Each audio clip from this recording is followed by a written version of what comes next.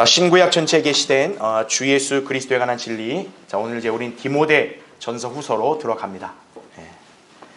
자, 여러분 이제 예전에 교회 다니셨을 때 이 디모데 전후서를 보통 어떻게 알고 배우셨는지 저는 잘 모르지만 흔히 우리가 이제 디모데 전후서와 디도서를 이제 목회 서신이라고 부릅니다.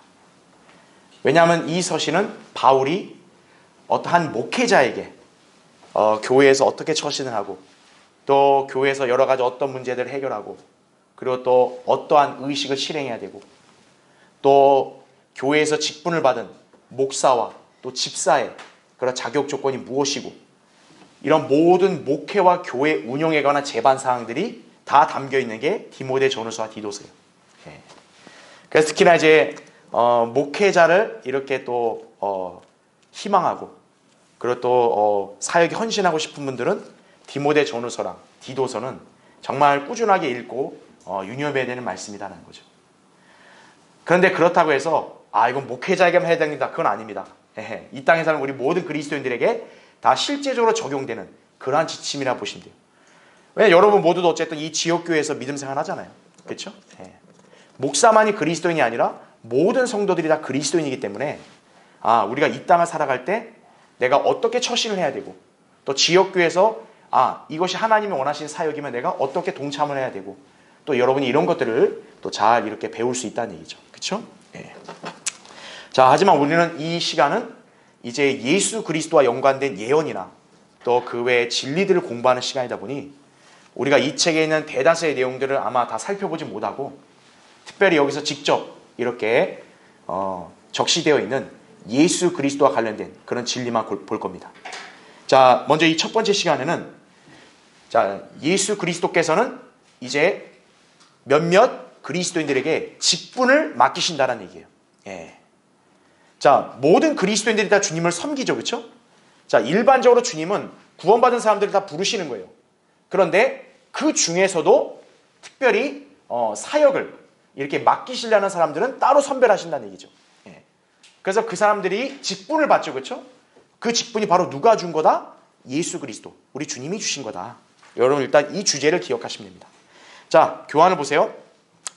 디모데 전후서는 바울이 자신이 직접 복음을 통해 주님께로 인도했고 한 교회, 그러니까 디모데는 에베소 교회의 목자예요. 그래서 전임 사역자였던 디모데에게 쓴 서신이다라는 얘기죠. 그러니까 이제 바울이 디모데를 복음을 전해서 인도했습니다. 그리고 바울이 디모데를 애정과 또 이렇게 열정을 가지고 가르쳤어요. 그래서 이제 하나님의 부르심이 있으니까 어떤 거예요? 바울이 이 디모데를 에베소란 지역의 교회 목회자로 이렇게 세운 거란 얘기죠. 그 디모데 입장에서는 이제 목사가 된 거예요. 그렇죠? 근데 목사가 됐으니까 난 이제 어떻게 해야 되냐 이거예요. 바울의 그 구체적인 지침을 이제 알려주는 게 디모데 전후서다. 그렇게 여러분 이해하시면 돼요. 자, 그래서 거기 밑줄 친 거 보면 디모데 전후서와 디도서를 우리가 목회 서신이라 부른다 이거죠. 그래서 이 서신들이 지역교회 규범, 믿음의 어떤 건전함, 규율에 관한 그런 문제들을 다루고 있고 또 목회를 위한 여러 가지 실제적인 지침들을 주고 있기 때문이다라는 얘기죠. 물론 이 서신들에 언급된 모든 말씀들은 단순히 목사들만이 아니라 구원받은 성도들 모두에게 적용된다는 것은 두말할 나위가 없다. 제가 아까 언급을 했죠. 다만 바울은 사역을 맡은 종들은 모두 예수 그리스도께서 직분을 주신 것이라는 사실, 또 그분께서는 자, 누구에게 사역을 맡기신다? 신실한 자녀들에게 맡기신다 이거죠. 똑똑하고 대단하고 잘난 사람 이게 아니라 신실한 사람에게 사역을 맡기신다는 점. 자, 이 원칙은 너무나 절대적이에요. 그러니까 여러분도 마찬가지입니다. 주님이 똑같은 성도랄지라도 어떤 성도는 놀라운 능력으로 들어쓰시고 또 기도응답도 위대한 걸 해주시고 그런 경우가 있어요. 왜 그런가요? 그 사람이 대단해서가 아닙니다. 하나님 앞에서 신실하기 때문에 그런 거예요. 그러니까 성도 여러분도 다 마찬가지입니다. 목사도 신실해야 주님이 그를 계속 쓰시는 거예요. 신실하면서 이탈하면 어떤가? 하나님이 그 사람을 더 이상 안 씁니다. 과거에는 얼마나 잘했을지 몰라도 안 쓰시는 거예요. 그다음부터. 그래서 인간적인 실수는 누구나 다 할 수 있어요. 또 사람마다 각자 개성과 자라온 배경은 다 다릅니다. 그렇죠? 그것까지 획일화시키는 건 아니에요. 절대로. 근데 중요한 건 뭐냐? 하나님 앞에서 신실함을 잃어버리면 안 된다는 거예요. 예. 그 신실함은 바로 여러분의 뭐와 관계 있냐? 첫사랑과 관계가 있는 거예요. 예. 그래서 여러분이 그걸 항상 돌아보고 항상 내가 하나님 앞에서는 이 신실한 자세는 끝까지 내가 유지하겠다. 항상 그런 마음가짐으로 여러분 믿음 생활을 하셔야 한다는 얘기죠. 자, 우리는 성도들에게 직분을 맡기시고 사역을 위임하시는 예수 그리스도를 어떤 측면으로 계시하고 있는지 이 시간 한번 살펴보려고 합니다. 물론 이 한 시간에 다 할 수 없기 때문에 오늘은 이제 두 가지만 볼 거예요. 자, 첫 번째 보세요. 성도에게 능력과 직분을 주시는 주님을 찬양하자 이거예요. 예. 자, 디모데전서 펴져 있으면은 거기 1장 12절 한번 보십시오. 나는 내게 능력 주신 그리스도 예수 우리 주께 감사하노니 이는 그분께서 나를 자 어떻게 여기셨다? 신실하게 여기셔서 내게 직분을 맡기심이라 이렇게 나오죠. 그렇죠? 예. 자, 그 다음에 15절 보세요. 그리스도 예수께서 죄인들을 구원하시려고 세상에 오셨다는 이 말씀은 신실하며 온전히 받아들이기에 합당하도다. 자, 여러분 모두 이 말씀에 아멘이죠. 그렇죠? 예수 그리스도가 왜 이 세상에 왔다? 죄인들을 구원하려고 왔다. 거기에 이의를 제기할 사람 아무도 없어요. 근데 바울이 이 얘기를 합니다. 죄인들 중에서 내가 뭐래요? 우두머리라 이거죠. 그러니까 주님이 죄인들을 구원하러 오셨어요. 죄인이란 부류가 있어요. 바울은 당당히 얘기합니다. 그 중에서 내가 가장 우두머리라고. 내가 가장 악한 죄인이라고. 이 얘기를 하는 거죠. 네. 아니 바울같이 신실한 사람이 왜 악한 죄인입니까? 인간적으로 그렇게 생각할 수 있는데 사실 바울의 과거를 보면은 그 자신이 그렇게 말하는 이유가 있어요. 충분히. 네. 자, 이제 잠시 뒤에 볼 거고 어쨌든 16절 보세요. 바울이 만약 악한 죄인이면 하나님이 그를 구원해 준 것도 감지덕지해야 되는데 하나님이 그를 크게 썼잖아요. 이해가 안 되는 거란 말이에요. 근데 왜 그랬냐? 거기 16절 보세요. 그러나 내가 자비를 입은 것은 이 때문이니 곧 먼저 내 안에서 예수 그리스도께서 온전한 오래 참으심을 보여주셔서 후에 그를 믿고 영생을 얻는 자들에게 본인이 되게 하려 하심이니라 하는 거죠. 하나님이 왜 이렇게 악한 죄인이 날 수 있는 바울을 구원하시고 교회 시대에 가장 크게 쓰셨느냐? 본을 제시하려고 합니다 이거죠. 예. 그렇기 때문에 어때요? 바울은 자기가 고백하는 거죠. 내가 왜 사도가 됐냐 이거예요. 내가 왜 이런 위대한 능력을 발휘하냐 이거예요. 내가 어떻게 이런 많은 사람들을 복음을 전해서 구령하고 가르치고 목자와 일꾼들을 길렀냐 이거예요. 주님이 나에게 능력을 주셨다 이거죠. 주님이 나에게 그 직분을 주셨다 이거죠. 그러니까 어떻게 해야 돼요? 자기 자신을 자랑해야 돼요? 아니죠. 주님을 찬양해야 되는 거죠. 그거는 비단 바울만이 아니라 어때요? 오늘을 살고 있는 우리 모든 그리스도인들에게 해당된다는 거예요. 그 점을 여기서 강조하는 거예요. 자, 밑에 보겠습니다. 교환에 바울은 자신이 주님을 섬기는 직분을 받은 것이 예수 그리스도 우리 구주에 의한 것임을 설명한다 이거죠. 이것은 인간의 이성에서 헤아릴 수 없는 놀라운 자비와 능력임을 바울이 증거하는 거죠. 이유인즉 바울은 죄수들 가운데 우두머리격에 해당되었지만 주님께서 그를 부르시고 직분을 맡기셨고 위대하게 쓰셨기 때문이다 이거죠. 예. 그러니까 이 일은 뭡니까? 하나님이 위대하신 거죠. 바울은 위대한 게 아니죠. 바울은 오히려 자신이 얘기해요. 나는 악한 죄인이다 이거죠. 악한 죄인이 어떻게 하나님의 사역자가 돼요? 논리적으로 안 맞잖아요. 근데 어떻다는 거예요? 주님은 그렇게 하셨다는 거죠. 그러니까 이건 바울의 능력이라 볼 수 없는 거예요. 주님의 능력인 거죠. 자, 그래서 바울은 그 이유를 이렇게 고백하는 거죠. 그분이 나를 어떻게 여기셨다? 신실하게 여기셨다 이거예요. 네. 내가 다른 데가 잘나서 나를 쓰신 게 아니다. 나에게 직분을 왜 줬냐?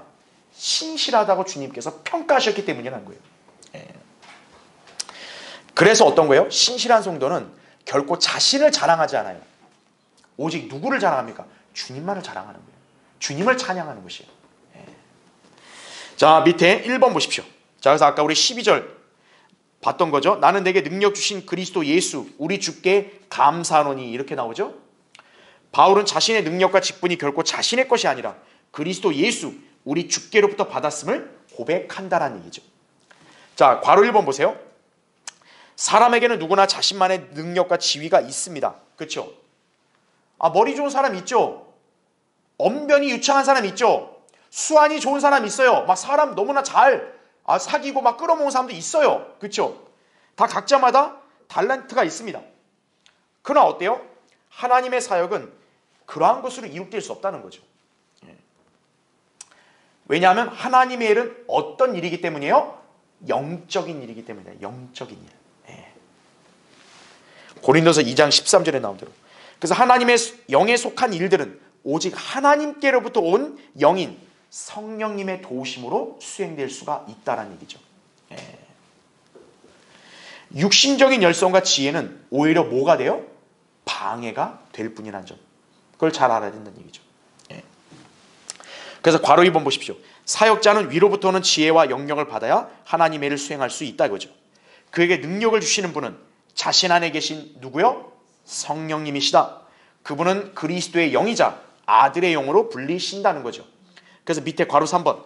따라서 모든 그리스도인은 그래서 성령님으로부터 도움을 받으니까 성령님이 예수 그리스도의 영이니까 결과적으로 뭐예요? 예수 그리스도의 도움을 누구나 다 받는 거예요. 또 그분께로부터 지혜와 능력을 힘입어 사역을 수행할 수 있다는 사실이죠. 그래서 바울이 자신 있게 고백하는 게 뭡니까? 거기 나온 대로 빌립보 4장 13절에 내게 능력 주시는 그리스도를 통하여 내가 모든 것을 할 수 있느니라 이거죠. 여러분 개개인도 마찬가지입니다. 여러분 개개인도 이 약속의 말씀을 주장하고 주님께 도움을 구하면 되는 거예요. 바울은 어떤 특성이 있냐면 좀 언변이 서툴러요. 그건 자기가 스스로 그 고린도 사람들이 수군거리는 걸 얘기했어요. 바울은 왜 이렇게 말이 저렇게 어눌해? 근데 우리 인간적인 생각을 보면 말이 어눌한 사람이 설교한다고 생각해 보세요. 그러니까 안재니 회중들은 아마 답답할지도 몰라요. 좀 말 좀 시원하게 하면 안 되겠냐? 이게 답답하냐? 그렇잖아요. 바울은 자기 언변이 서툴러요. 그러니까 고린도 교회 사람들이 쑥덕거린 거예요. 어떻게 저런 사람이 사도고 어떻게 저런 사람이 설교자냐고. 그런데 어때요? 하나님은 바울을 설교자로 쓰셨잖아요. 그렇죠. 왜입니까? 인간적인 어떤 지혜와 재능, 이건 하나님 앞에서 중요한 게 아니라는 거죠. 주님은 필요한 사람에게는 그 일을 맡겼다면 그 일을 할 수 있도록 지혜와 능력을 주시는 거예요. 그러니까 내가 인간적으로 볼 때 나는 이게 진짜 안 되는 사람이어도 주님이 만약 이 일을 어떤 사람에게 시키려고 하면 안 되면 못 하잖아요. 그럼 어떻게 하겠어요? 주님이 능력을 줄 수밖에 없는 거죠. 그래서 바울이 이 구절을 주장하는 거예요. 내게 능력 주시는 그리스도를 통하여 난 모든 걸 할 수 있습니다. 나한테 막 이런 일 시키지 마세요. 난 아무것도 못해요. 나는 아무것도 못해요. 그런 거 없다고요. 내게 능력 주시는 그리스도를 통하여 나는 모든 것을 할 수 있느니라 이거죠. 내게 능력 주시는 그리스도를 통하여 나는 이 땅에서 주님을 섬기고 살아야 되는데 이런 직장을 얻었다고 난 할 수 있다 이거예요. 그런 자신감을 가져야 돼요. 그리스도인은. 못하는 게 어딨나요? 말빨이 좋으면 다 설교자인 거예요? 그랬다면 영업사원들이 설교자가 돼야죠. 다 전부 다. 그렇지 않겠습니까? 학식 있는 사람이 다 성경 가르쳐요? 그러면 이 땅의 대학 교수들이 다 목사가 되고 성경 교사가 돼야죠. 하나님이 그렇게 하시나요? 아니라고요. 세상에서 볼 때는 배운 것도 없고 천하다 해도 주님은 그런 사람 들여 쓰시는 거예요. 바로 뭡니까? 주님께서 구원받은 사람들이 하나님 말씀에 순종해서 다 주님을 믿었단 말이에요. 주님이 이제 그 사람들을 데리고 주님의 일을 해야 된다고요. 그럼 당연히 그 일을 하려면 어떻게 해요? 주님이 책임져 주셔야죠. 그렇죠? 그러니까 직분을 맡겼는데 야, 너 오늘부터 이거 해라. 그냥 능력이 없어요. 그럼 어떻게 해요? 시키신 주님이 그것까지 책임져 주셔야죠. 그래서 바울이 얘기한 게 그거예요. 능력을 주신다 이거예요. 바울이 어떻게 이렇게 소아시아와 유럽까지 가서 이렇게 선교를 하나요? 말이 어눌한 사람인데. 근데 하나님은 어때요? 바울한테 직분을 맡긴 거 아니에요? 널 얘가 이방인을 위한 사도로 쓰겠다 이거예요. 직분 준 거예요, 사도로. 난 아직 말이 어눌한데요? 준 거예요. 왜? 내가 너에게 능력 준다 이거예요. 그 직분을 준 만큼 능력도 준다 이거예요. 그게 하나님의 일에 원리라는 점을 여러분 아셔야 됩니다. 그렇죠? 자, 2번 보십시오. 밑에 12절에 그래서 바울이 바로 고백하죠. 그분께서 나를 신실하게 여기셔서 내게 직분을 맡기심이라. 자, 밑에 괄호 1번 보십시오. 바울은 인간으로서 자기 자신이 본래 어떤 불이었는지를 진솔하게 고백을 합니다. 자, 이게 13절과 15절에 나온 말씀이에요. 그러니까 바울이 왜 이걸 고백하냐면은 사람들이 볼 때 바울은 원래부터 저 하나님 보시기에 올바른 사람이고 하나님 보시기에 선하고 이러니까 저런 직분을 받은 게 당연하죠. 이렇게 오해할 수 있는 사람들이 있겠죠. 근데 바울은 오히려 이렇게 얘기하는 거예요. 전에는 자기가 뭐라 그래요? 내가 하나님을 어떻게 했다? 모독하는 자다 이거예요. 박해하는 자다 이거예요. 중상하는 자였다 이거예요. 그러면서 15절에 결정적으로 얘기하죠. 죄인들 중에서 내가 누구다? 우두머리라 이거예요. 그럼 우리 인간적인 생각을 볼 때 하나님이 이런 사람을 가장 큰 일꾼으로 쓰는 게 이게 합당해요? 이런 사람은 구원받은 것도 천만다행이죠. 그게 우리 생각이죠. 그렇죠? 바울은 구원받기 전에 자신의 죄악상에 대해서요. 지금 여기서만 얘기한 게 아니라 다른 여러 구절에서도 얘기했어요. 자, 맨 밑에 보세요. 자, 바울이 간증을 이렇게 하잖아요. 나도 나사렛 사람 예수의 이름을 대적하여 많은 일을 하여야 되는 줄로 생각하고 이거예요. 그러니까 자기가 율법을 지키는 바리새인이다 보니까 내가 하나님을 위해서 할 수 있는 일이 뭐냐? 저 나사렛 예수 믿는 인간들 다 때려잡는 게 내 일이다. 자기는 그렇게 생각하고 살았다는 거예요. 그래서 성도들을 감옥에 가뒀고 다음 페이지 보세요. 사형에 처할 때 찬성표를 주었다 이거죠. 특히나 사도 바울이 평생에 잊지 못할 사건이 뭐겠어요? 자기 동족이 스테판을 돌로 쳐 죽일 때 그때 바울도 그 자리에 있어서 그들 편에 서 있었다고. 자기가 그 광경을 나중에 돌이켜봤을 때 얼마나 그게 자기 자신한테는 괴롭고 부끄러운 일이었겠어요. 그렇지 않겠습니까? 비단 스테판만이겠어요? 바울은 계속 예수 그리스도를 믿는 그리스도인들 다 잡아가지고 다 넘긴 거예요. 그리스도인 입장에서 볼 때 앞제비도 이런 악랄한 앞제비가 없는 거예요. 계속 보세요. 그 맨 위에 종족 모두 회당에서 그들에게 형벌을 가하였다 이거죠. 강제로 모두 갈만 하겠다 이거죠. 네.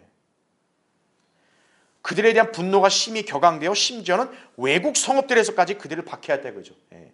그러니까 외국까지 가서도 그냥 못 살게 군 거예요. 세상에 이런 독종이 어디 있어요?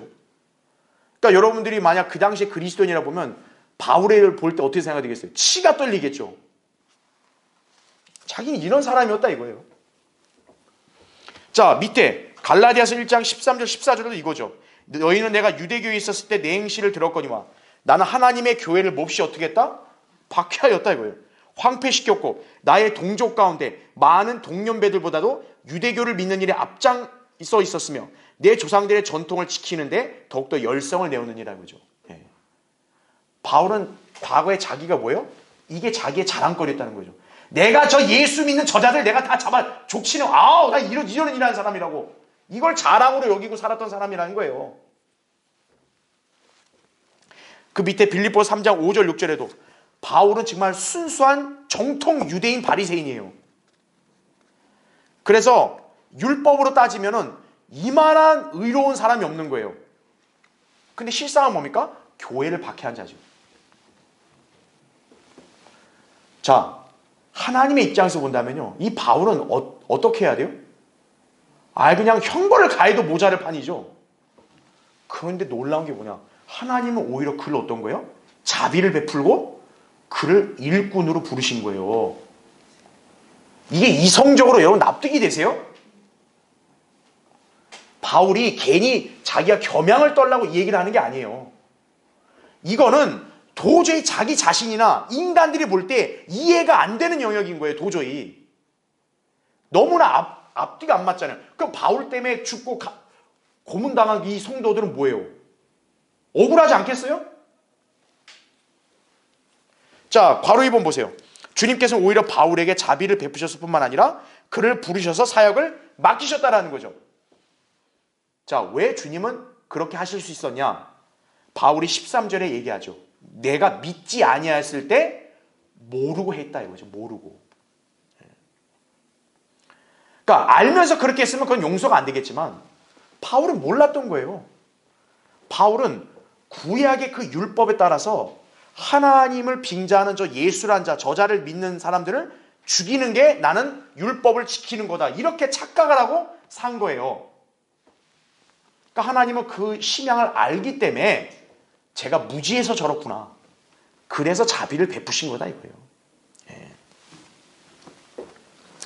그래서 주님께서 어떻게 합니까? 마침내 그에게 나타나셨죠. 사울아 사울아 네가 왜 날 박해하냐? 제가 언제 예수님 박해했습니까? 네가 내 몸을 박해했다 이거죠. 바로 하나님의 교회가 그리스도의 몸 아니에요. 성도들을 박해하면 그 누구를 박해한 거예요? 주님을 박해한 거예요.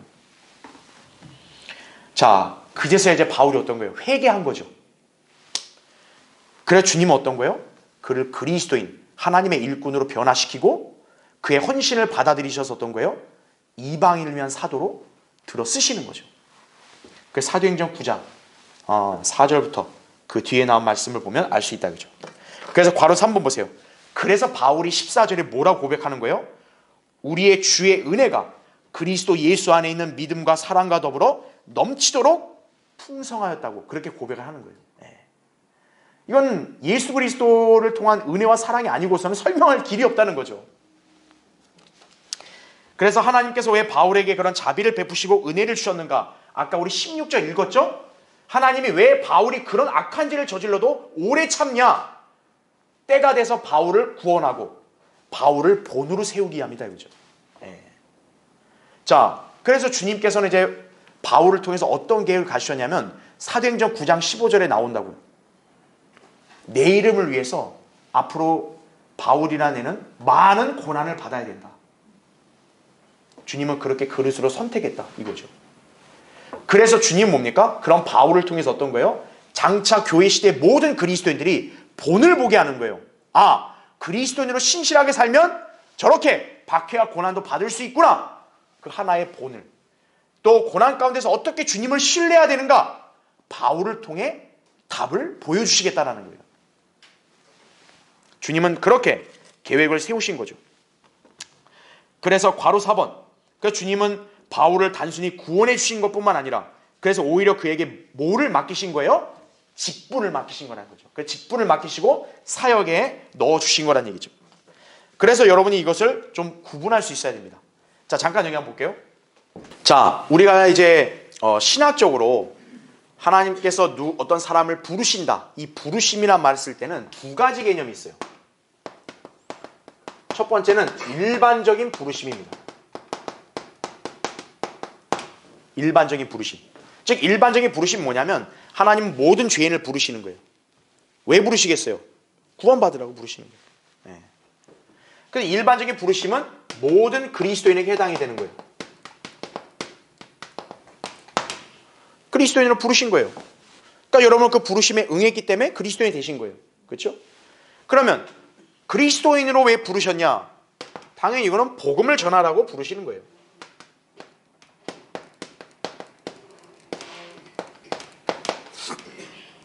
예수 그리스도의 증인이 되라 이거예요. 누굴 만나든 나는 예수 그리스도 믿은 사람이다. 나는 예수 그리스도를 통해 구원받은 그리스도인이다. 그렇게 그리스도인이라고 것을 증거하라고 부르신 거라 이거죠. 이 일반적인 부르심이에요. 예. 자, 두 번째는 뭐냐? 사역으로의 부르심이에요. 이거 이제 말 그대로 사역자에게만 해당이 되는 거죠. 예. 그래서 지금 바울이 여기서 얘기하는 건 뭐냐? 자신은 사역으로의 부르심을 받았다는 거죠. 예. 그러니까 지금 교회에 속한 모든 그리스도인들은 다 일반적인 부르심 받은 사람들이에요. 근데 그 중에서도 뭡니까? 하나님은 거기서 따로 선별하시는 거예요. 이 무리들 가운데서 누구누구는 선별하시는 거예요. 선별해서 사역을 맡기시는 거죠. 예. 그래서 이 안에서 뭡니까? 목사가 나올 수 있는 거고 또 이 안에서도 선교사가 나올 수 있는 거고 바울도 어떻다는 거예요? 그런 모임 가운데서 사도행전 13장에 보면 성령님이 바울을 선별했다가 나와요. 바울과 바나바를 선교를 보내려고. 그게 사역의 부르심이라는 얘기죠. 예. 그래서 이 사역의 부르심은 직분을 맡기시는 거예요. 직분. 예, 직분을 맡기신다는 거죠. 목사도 있고 또 성경 교사도 있고 집사도 있고 자 직분으로 부르시는 거예요. 그래서 직분을 주시잖아요. 그럼 우리가 세상에서 어때요? 내가 어느 자리를 앉으면 그 자리에 요구되는 역량이 필요하잖아요. 그렇죠. 회장이면 경영 능력이 필요한 거고, 그렇죠? 기술자면 연구원이면 연구하는 능력이 필요하고, 마찬가지로 직분을 맡겼으면 직분에 요구되는 능력이 있겠죠. 그 능력을 바로 누가 주신다? 주님이 주신다는 얘기죠. 이 직분도 주님이 주셨듯이 이 직분에서 요구되는 능력도 주님이 주신다는 얘기죠. 그렇기 때문에 사역으로 부르심 받았다 해서 겁먹고 두려워할 필요 없다는 거예요. 물론 겁날 수 있죠. 왜? 이거 굉장히 어려운 일이면서 중요한 일이니까 부담이 될 수밖에 없어요. 그래서 바울이 얘기한 게 뭐예요? 내게 능력 주시는 그리스도를 통해 모든 걸 할 수 있다. 두려워하지 말라고 그렇게 독려하는 거죠. 바울 자신도 마찬가지예요. 나는 이러이러한 죄인인데 나는 이렇게만 해줘도 감사한데 어떤 거예요? 난 이렇게까지 해줬다는 거죠. 그래서 직분과 능력을 주셨다라는 거예요. 왜냐? 바울은 어떤 사람이니까? 신실한 사람이니까. 이건 여러분 모두에게 지침이 되는 거예요. 내가 하나님 앞에 신실해야 주님이 부족하고 연약한 그런 나를 통해 영광을 받으신다. 그 점을 여러분이 기억하셔야 되는 거예요. 신실함은 여러분이 항상 마음에 간직해야 됩니다. 그렇죠? 그래서 괄호 5번에서도 제가 이 신실함에 관한 예시를 바울을 통해 거기다 설명해 놨는데, 자, 우리가 온전하단 말 쓰잖아요. 그러니까 이걸 보면 완벽해야 되냐 이렇게 착각을 합니다. 신실함도 완벽함으로 착각하시는 그런 분들이 있어요. 근데 그게 아닙니다. 여러분 바울도 완벽한 사람이에요? 아닙니다.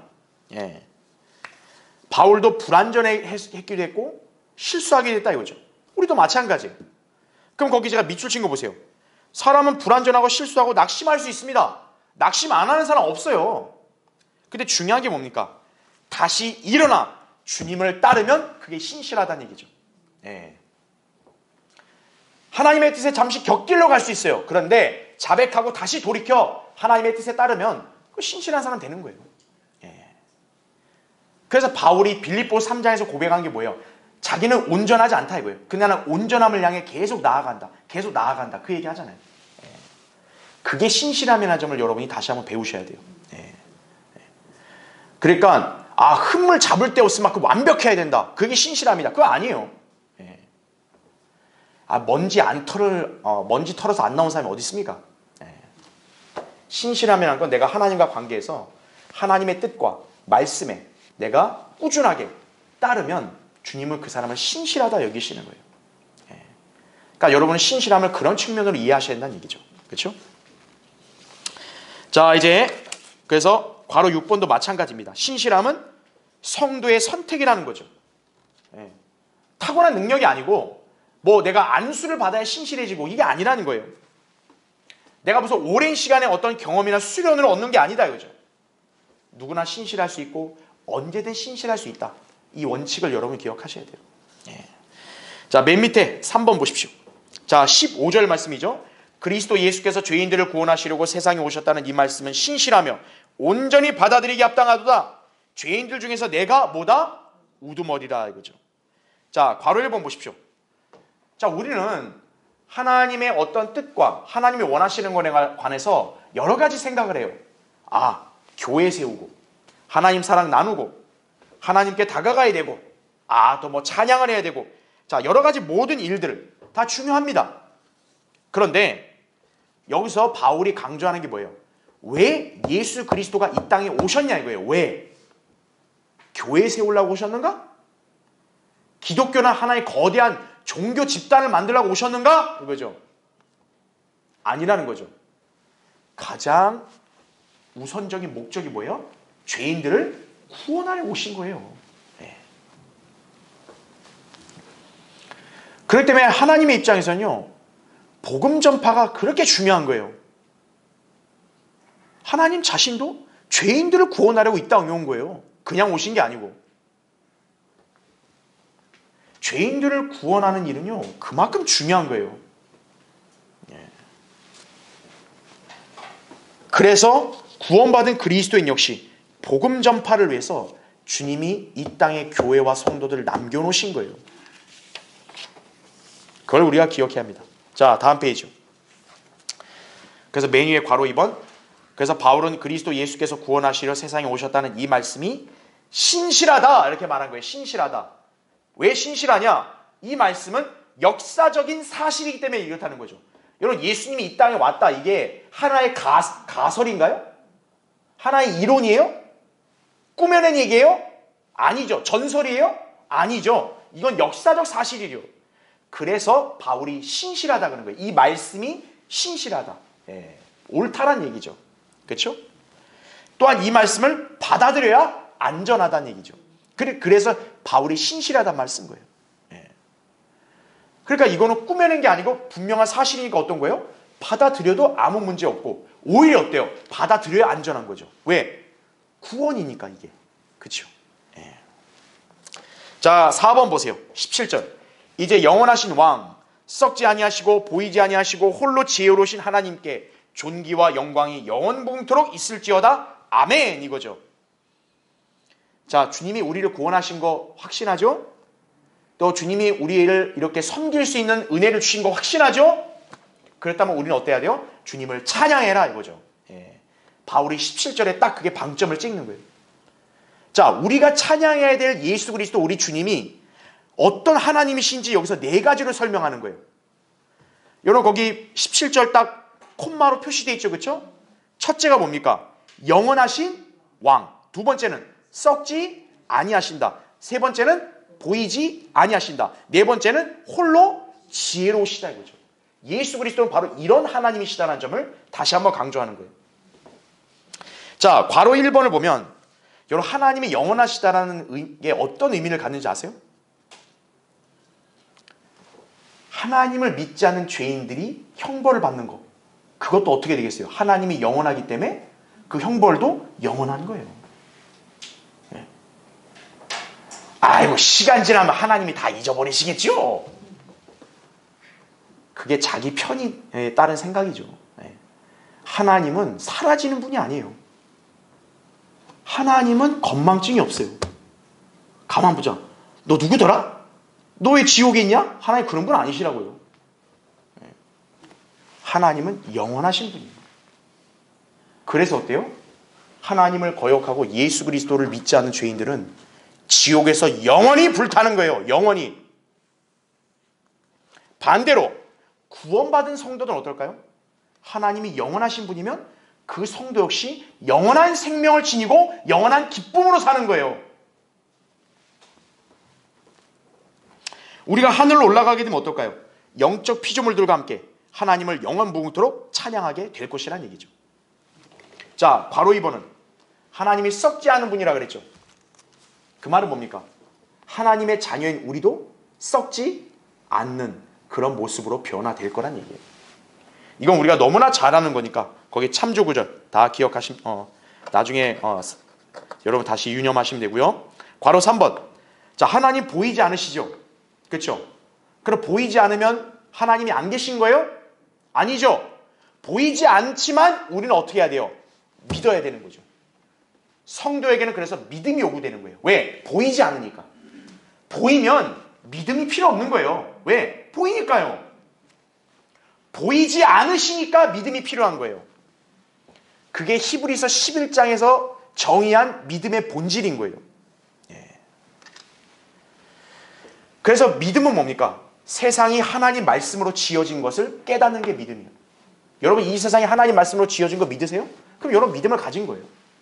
하나님이 존재하신 거 정말 믿으세요? 그럼 믿음을 가진 거예요. 거창한 데서 믿음이 오는 게 아니라는 거예요. 특히나 믿음은 어디에서 나온다 그랬어요? 들음에서 나오는 거죠. 들음은 뭘 들어요? 하나님의 말씀을 들으면 나오는 거예요. 그 다음에 괄호 4번. 하나님과는 비교할 대상이 있다 없다? 없다는 거죠. 이런 우상들, 신상들 하나님과 비교가 될까요? 마귀가 하나님과 비교가 될까요? 마귀도 지혜가 있잖아요. 권능이 있잖아요. 근데 하나님한테 감히 비빌 수 있어요? 어림도 없다 이거죠. 홀로 지혜로우신, 홀로 뛰어나신 분이 바로 우리의 하나님이시라는 거예요. 그런 하나님을 아버지라 부른다면 여러분 뭐가 두렵죠? 뭐가 불안하죠? 뭐가 초조하죠? 뭐가 그렇게 불만이죠? 여러분 반드시 기억하셔야 돼요. 영원하신 분, 썩지 않는 분, 그리고 여기 나온 대로 보이지 않지만 확실히 살아계시는 분, 그리고 홀로 지혜롭고 탁월하신 분, 그분이 내 아버지십니다 이거예요. 그럼 다 끝난 거죠. 그렇죠? 자, 두 번째, 하나님과 사람 사이의 중보자다 이거죠. 자, 디모데전서 여러분 거기 2장 펴져 있으면 5절부터 7절을 보십시오. 하나님은 한 분이시요 하나님과 사람 사이의 중보자도 한 분이시니 곧 사람이신 그리스도 예수시라. 그가 모든 사람을 위하여 자신을 몸값으로 내어주셨으니 때가 이르면 증거되리라. 이를 인하여 내가 설교자와 사도로 지명을 받았으며 내가 그리스도 안에서 참을 말하고 거짓을 말하지 아니하노니 믿음과 진리 안에서 내가 뭐가 됐다 그래요? 이방인들의 선생이 되었노라 이거죠. 그래서 바울이 맡은 직분은 설교자의, 그리고 여기 나온 대로 사도의 선생, 교사인 거예요. 자, 여기서 우리가 주목해야 될 말씀 뭐냐? 예수 그리스도를 바울이 뭐라고 증거하냐면 하나님과 사람 사이의 중보자다 이거예요. 자, 밑에 달락 보세요. 거기 교환에 하나님께서 지구상의 모든 인간에게 원하시는 게 뭘까요? 바울은 간단 명료하게 말합니다. 모든 사람이 구원을 받고 진리의 지식에 이르기를 원하신다 이거죠. 하나님은 다른 그 어떤 거 필요 없다 이거예요. 모든 사람이 가장 먼저 구원을 받아야 된다. 그게 디모데전서 2장 3, 4절에 나온 말씀. 그러니까 어떤 거예요? 사람을 구원하게 하는 일은 복음을 전해야 되잖아요. 복음을 전하려면 어떤 거예요? 세상이, 환경이 그렇게 조성이 돼야겠죠. 그래서 바울이 2장 1절 2절에 얘기한 게 뭐냐면 왕들과 권세 있는 자들을 위해서 기도하라고 말한 이유가 그거예요. 왜냐? 하나님이 가장 원하신 일을 하려면 이 자들이 정신 차려야 되니까요. 자, 그러면서 이제 바울이 뭘 얘기합니까? 자, 구원이 중요해요. 그럼 그 구원을 어떻게 이루죠? 그 구원은 누가 줄 수 있는 거죠? 예수 그리스도가 줄 수 있다는 거죠. 왜요? 예수 그리스도가 하나님과 떨어져 있는 사람을 어떻게 하는 거예요? 중보, 이어주는 그런 분이시기 때문이다 이거죠. 그걸 여기서 지금 증거하고 있는 거예요. 자, 1번 보십시오. 5절에 나온 말씀인데 하나님은 한 분이시오 하나님과 사람 사이의 중보자도 몇 분? 한 분이시니. 잘 보세요. 누구라 그래요? 사람이신 그리스도 예수라 이거죠. 하나님의 아들이라는 표현 안 썼어요. 사람이신 그리스도 예수란 말 쓴 거예요. 왜냐하면 중보자는 하나님이면서도 동시에 뭐여야 돼요? 사람이어야 하기 때문에 그런 거예요. 자, 그분은 바로 예수 그리스도시죠. 자, 괄호 1번 보십시오. 로마 카톨릭은 마리아를 성모라고 추켜 세워요. 그래서 그녀가 중보자라는 회개 망측한 이단 교리를 주장합니다. 로마 카톨릭 교회 교리서 969항에 따르면요, 마리아가 변호자, 원조자, 협조자, 중개자래요. 그래서 카톨릭은 항상 뭡니까? 성모한테 기도하는 거예요. 성모. 아, 성모 마리아요, 우리를 좀 도와주소서 이걸. 근데 괄호 2번 보십시오. 근데 마리아는요, 예수 그리스도의 지상생애 동안이나 또 그 후에도 어떤 사람에게 중보자 노릇을 한 적이 없어요. 예수님이 공생의 기간 동안에 마리아한테 가서 어머니 나 좀 도와줘요 이러면 한 적도 없어요. 한 번도. 오히려 어머니라는 표현도 안 썼어요. 여인아 이거예요. 자기를 낳아준 분한테 여인아. 인간적으로 너무 이해할 수 없습니다. 아니라고요. 예수 그리스도는 마리아의 아들이 아니에요. 사실 하나님의 아들이시죠. 마리아는 아무것도 아닌 여인이에요. 사도행전 1장에도 예수님 승천한 다음에 사도들이 다락방에 모여 있었죠. 기도하고 있었죠. 그때 마리아도 그 자리에 있었다고 사도행전 1장에 나온다고요. 근데 거기 사도들 중에 마리아한테 아이고 좀 중보 좀 해주십시오 이런 대목이 있나요? 사도행전 1장 이후에는 마리아는 아예 등장도 안 해요. 초기 어떤 그리스도인들도 마리아한테 죄들을 용서해달라고 간청한 사람이 한 사람도 없어요. 근데 마리아가 중보자란 말을 도대체 어디에서 나온 거죠? 무슨 근거로 누가 그런 얘기하는 거죠? 로마 카톨릭이 하나님이 세우신 교회인가요? 바울이 아예 여기 딱 단정하잖아요. 중보자는 누구다? 예수 그리스도 한 분밖에 없다. 이거죠. 자, 맨 밑에 괄호 3번. 여기서 사람은 단지 person, 영어로 person이 아니라 man, 남자를 지칭하고 있어요. 우리가 한글이라서 그렇지 영어로 보면은 남성 명사인 man이라고 쓰고 있다고, 여기 중보자를. 마리아가 man이에요? 마리아는 woman이죠. 자, 마지막 페이지요. 바로 뭐냐? 인류의 중보자는 씨를 가지고 있는 사람이어야 한다. 이거 씨. 마리아는 씨가 없죠. 여자니까. 다만 마리아는 뭡니까? 여자의 씨를 낳는 거죠. 네. 그러면 예수 그리스도라고. 그렇죠? 네. 그래서 하나님과 사람 사이의 중보자는 마리아가 아니다는 얘기죠. 로마 카톨릭이 만들어낸 마리아는 예레미야 44장에 보면 하늘의 여왕이란 말이 나와요. 그 이교도 신앙인 하늘의 여왕, 여신에서 유래가 된 게 로마 카톨릭 성모예요. 성경에 나온 말이 아니에요. 네, 여러분이 그 역사적 사실을 잘 알고 있어야 돼요. 자, 2번 보십시오. 그가 모든 사람을 위하여 자신을 뭐로 내어주셨다 그래요? 몸값으로 내어주셨으니 때가 이르면 증거되리라. 6절에 나옵니다. 여러분 거기 모든 사람 잘 표시해 두시고요. 몸값으로 예수님이 자신을 내줬다 그랬죠? 그거 잘 기억해 두세요. 마태복음 20장 28절에 보면 예수님이 스스로 이렇게 얘기하죠. 인자도 섬김을 받으려고 온 게 아니라 섬기러 왔고 많은 사람을 위하여 자신을 몸값으로 주려고 온 것이라, 이렇게 나오죠. 그렇죠? 자, 여러분 여기서 잠깐 마지막 한 가지 보십시오. 자, 예수님의 구속은 대상이 누구를 대상으로 한 거예요? 모든 사람입니다. 지금 바울이 얘기했죠. 모든 사람. 그 다음에 이 구속의 방법은 뭡니까? 예수님 자신의 몸값을 지불한 거예요. 몸값. 그 몸값이 상징하는 게 뭐냐? 바로 보혈이죠. 보혈. 그렇죠? 그걸로 우리 죄값을 다 치는 거예요.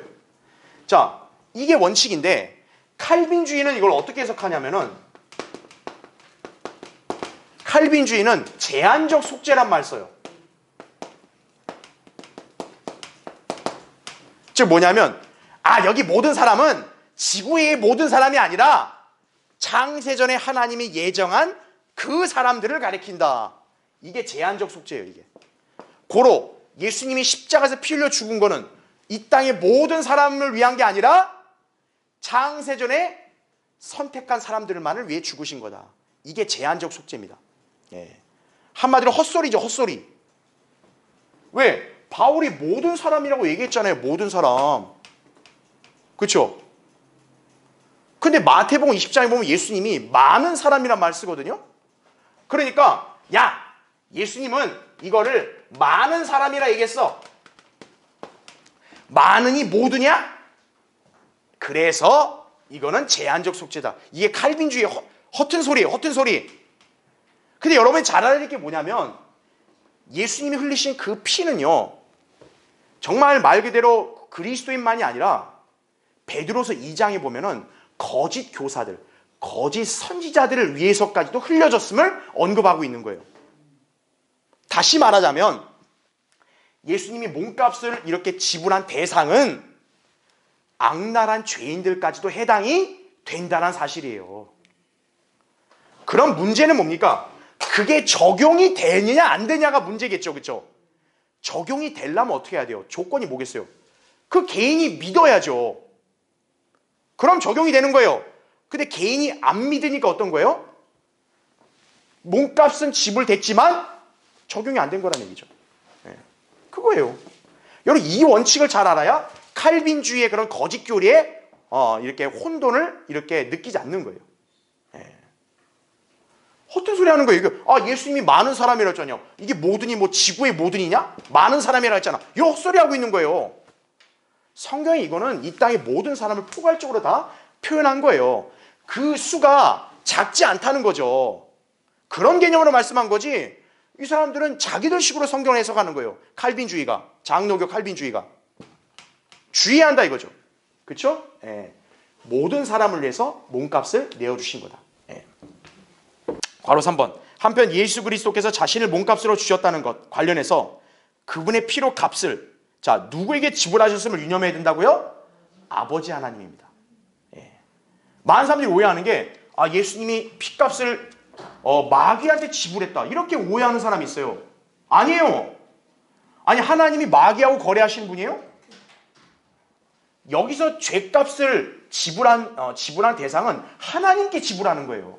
왜? 하나님은 율법에 따라 죄값을 요구하시니까. 근데 하나님의 아들이 어떤 거예요?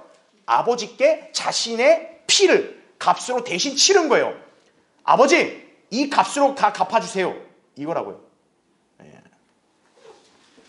그러니까 여러분이 그 논리를 잘 아셔야 되는 거예요. 이게 오리겐이 이제 그걸 헛소리 해가지고 예수님의 십자가의 피값은 마귀에게 지불했다 이렇게 헛소리하고 있는 거예요. 하나님 마귀와 거래한 게 아닙니다. 예수 그리스도의 피값은 하나님 아버지께 지불된 거예요. 율법에 따라서. 예. 그래서 거래관계가 다 끝난 거예요. 그래서 아버지 하나님은 더 이상 구원받은 우리에게 죄값을 요구하시는 게 아니에요. 야 너 죄로 지옥 가라 이렇게 말 안 하신다는 얘기예요. 그 원칙을 여러분 잘 기억하셔야 합니다. 그렇죠? 자 7절의 말씀은 여러분 다 이해하기 쉬우니까 그 밑에 교환을 참조하시면 됩니다. 자 다음 시간에 또 이어서 공부하겠습니다.